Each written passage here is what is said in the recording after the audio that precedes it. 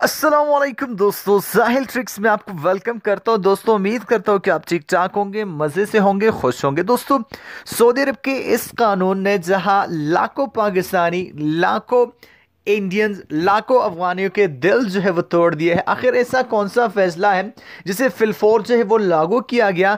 आज की वीडियो में मैं आपसे बात करने वाला हूं कि कौन से मकामात पे इसको अलाव नहीं किया गया है। 5,000 रियाल का जुर्माना किस सूरत में आपको अदा करना पड़ेगा।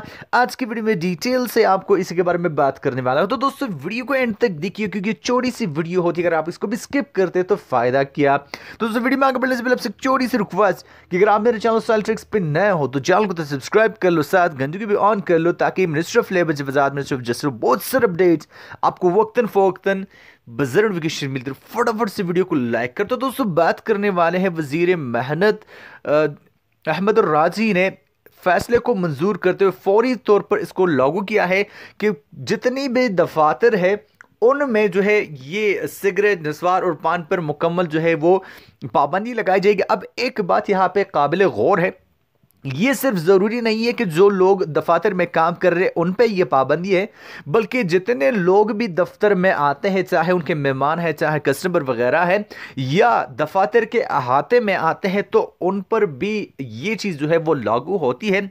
और यहाँ पे इसमें सिगरेट, नस्वार, पान और यहाँ पे बहुत सारी चीज़ें, गुटखा वगैरह भी आते हैं। लेकिन एक बात जो है यहाँ पे काबिल गौर है, बहुत से पाकिस्तानी की बात की जाए तो ज़्यादातर पाकिस्तानी जो है वो सिगरेट पीते हैं। ज्यादातर इंडियंस की बात की जाए तो वो बहुत ज्यादा पान का यूज करते हैं, और अफगानी तो नस्वार में मशहूर ही है।